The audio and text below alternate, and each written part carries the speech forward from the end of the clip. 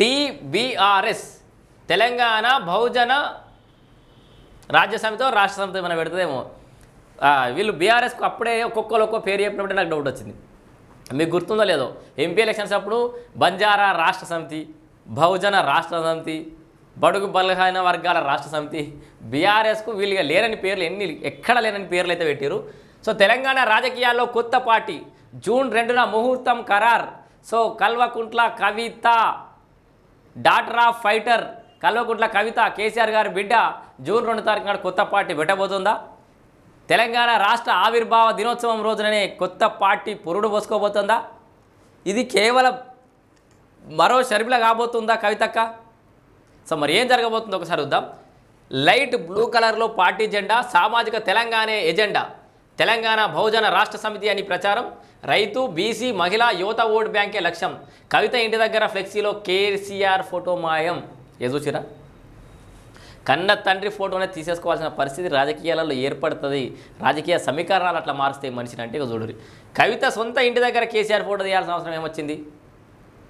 కేసీఆర్ అనే పదం లేకపోతే, కేసీఆర్ అనే పేరు లేకపోతే కవిత ఉంటుందా? కవితకు మద్దతు దక్కుతుందా? ఏమనుకుంటుంది, ఏదో భ్రమలలో ఉందని సొంతంగా పార్టీ పెట్టుకుంటే జనాల్లో ఎంబడతారని. కానీ కేసీఆర్ అనే పేరు లేకపోతే, కేసీఆర్ క్యాడర్ లేకపోతే, కేసీఆర్ ఊసే లేకపోతే ఈ రాష్ట్రం లేదు, నువ్వే లేదు.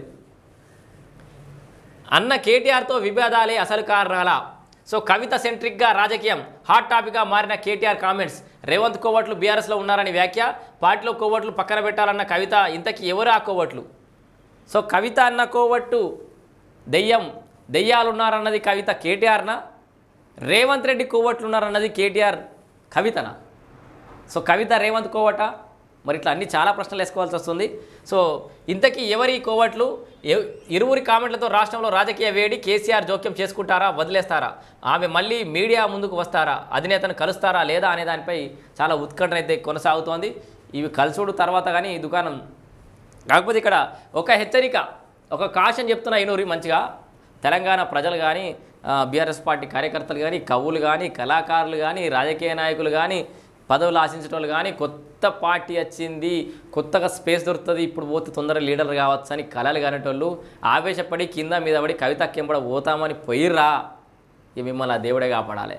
గుర్తుపెట్టుకోరు. ఆల్రెడీ ది బెస్ట్ ఎగ్జాంపుల్ ఉంది షర్మిలక్క.